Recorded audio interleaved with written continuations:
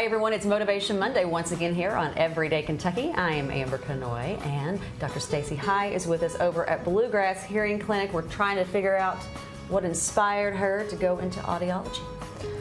Well, when I was at the University of Kentucky for my undergraduate, I was in the Communication Disorders program for speech pathology, and I had an audiology class with Dr. Ann Olson, and she had us do some hands-on things with some of the equipment, audiometers, hearing aids, and had us shadow one of the audiologists at the UK ENT office.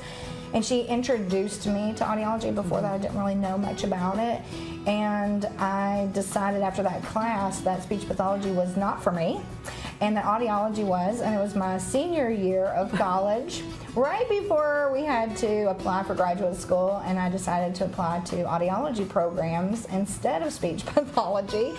And I've never looked back since. Yeah, it's amazing how one person can kind of shift and rock your world, and everything you thought you were going to be doing is now completely different, but then you get, years down the road and you can't imagine doing anything else. No, I can't. So what motivates you to come to work every day? The relationships that I have with my patients.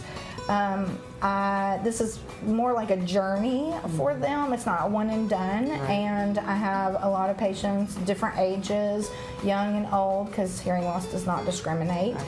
And I have cried lots of tears with a lot of patients, young and old. I have several young patients that I can think of that are in the midst of their careers, and they come in for a hearing test because they're struggling and they really don't think they're going to get bad news, and I have to give them bad news. And I've cried because of the bad news, and then I've cried when they've heard again for the first time in a long time, and then I see them routinely every 6 months, every year, and we monitor their hearing and how they're doing in their day-to-day, and sometimes we cry more tears of sadness, and sometimes we cry really good tears, and just that relationship that I have and being able to be with them throughout this journey and see how I can improve their quality of life is what keeps me going in this. I think a lot of people take for granted hearing. Yes. Like if all of a sudden it starts to deteriorate and you lose it altogether, like what you're missing out on, just the sound of the voice, of the people you love. I